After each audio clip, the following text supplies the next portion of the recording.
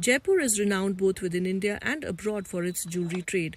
Its jewellers are known for their intricate craftsmanship globally. Being key players in the jewellery industry of the country, the jewellers of Jaipur have strong opinions about their expectations from this year's upcoming union budget. Many jewellers say since a lot of their customers come from rural areas and purchase in cash, the budget should have a provision to allow cash transactions in their trade to up to 10 lakh rupees from the present 2 lakh rupees per day from a single person.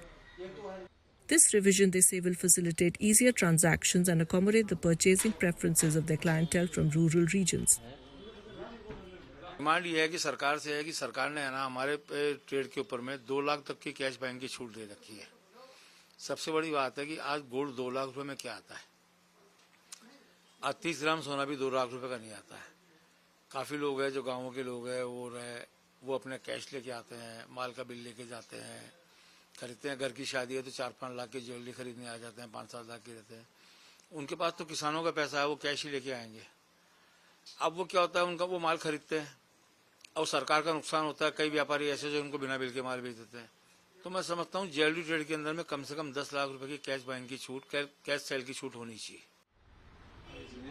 Another section of jewellers in Jaipur say relief in GST and customs duty will help boost their industry. They claim that high GST and customs duty is affecting their business.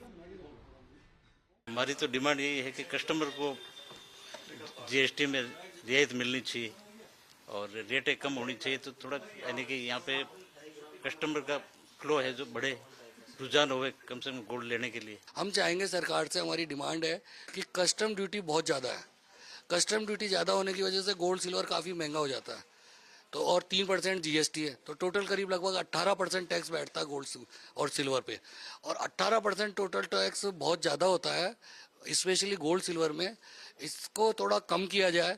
कम करने से हमारे को export में भी राहत मिलेगी और jewellery का क्रेज भी है तो पब्लिक को भी राहत मिलेगी।